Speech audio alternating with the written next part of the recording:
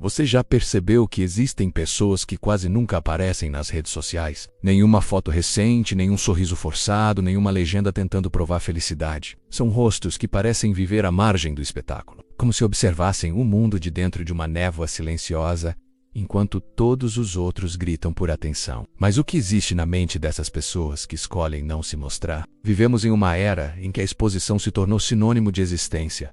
Se não está no feed, não aconteceu. Se ninguém curtiu, não tem valor. O ser humano moderno trocou o espelho interno pelo reflexo digital. E agora mede a própria importância pela quantidade de olhos que o observam. As pessoas não postam porque querem compartilhar, postam porque têm medo de desaparecer. E o custo invisível dessa necessidade de presença é o esvaziamento da identidade. Quanto mais mostramos, menos sabemos quem somos fora do olhar dos outros. Carl Jung dizia que aquilo a que você resiste, persiste. E talvez seja por isso que tantos vivem em busca de aprovação, porque resistem a olhar o próprio vazio. Nas redes, a exposição é vista como autenticidade e o silêncio como frieza. Mas essa virtude aparente, a de se mostrar o tempo todo, é na verdade uma prisão. As pessoas se convencem de que precisam ser visíveis para serem aceitas.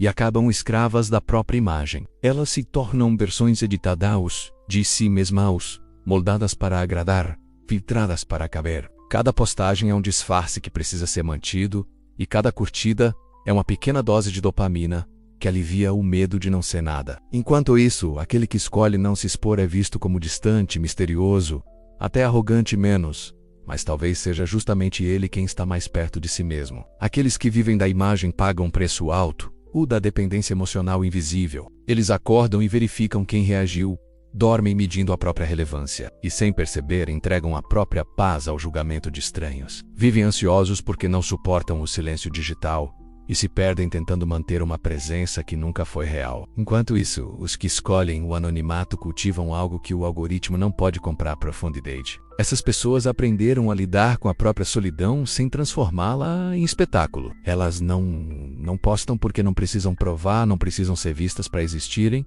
e por isso carregam um tipo de poder que o mundo moderno não entende: o poder de bastar-se. Mas o que acontece dentro da mente de quem escolhe desaparecer do olhar público? Por que alguns se sentem tão desconfortáveis com a ideia de exposição, enquanto outros parecem viver dela? Na próxima parte, nós vamos mergulhar no que Carl Jung chamou de a sombra, o lado oculto da psique que explica o verdadeiro motivo por trás do silêncio daqueles que não postam nada. Jung dizia que quem olha para fora, sonha. Quem olha para dentro, desperta. Essa frase explica por que o indivíduo que não precisa se mostrar é muitas vezes o mais consciente de si. Ele já não busca aprovação porque encontrou um centro interno onde o olhar dos outros não chega. Pense em alguém que passou por grandes perdas, que conheceu a dor, o luto, o fracasso, e aprendeu que o essencial não pode ser fotografado. Essa pessoa entende que há uma diferença entre viver e parecer viver. Enquanto o mundo tenta capturar momentos perfeitos,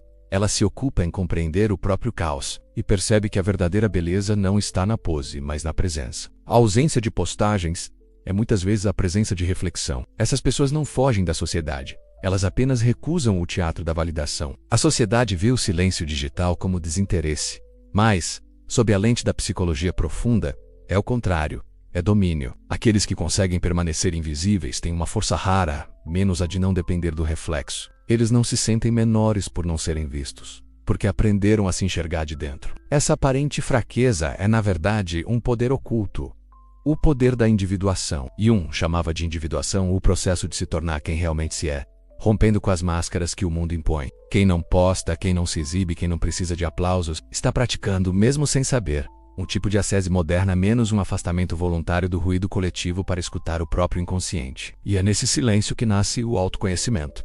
Mas esse caminho tem um preço. A solidão é real e o julgamento é constante. As pessoas vão te chamar de frio, de ausente, de antissocial. Vão tentar te empurrar de volta para o palco porque o teu silêncio faz com que elas encarem o próprio vazio. E é aí que a transformação acontece. Quando você suporta a dor de não ser visto, descobre que nunca precisou de plateia. A tua vida começa a se encher de significados sutis, menos momentos que não cabem numa foto, emoções que não precisam ser compartilhadas, vitórias que ninguém precisa saber. É um renascimento invisível, silencioso, quase espiritual, em que a validação se transforma em paz e a necessidade de aplauso se dissolve em presença. Você entende que o verdadeiro valor não está em ser notado, mas em ser íntegro. Então me diga, você vive para registrar ou para sentir? Quantas das suas postagens nasceram do desejo de ser visto e quantas nasceram do desejo de se expressar? Escreva nos comentários o que o silêncio digital já te ensinou sobre você mesmo,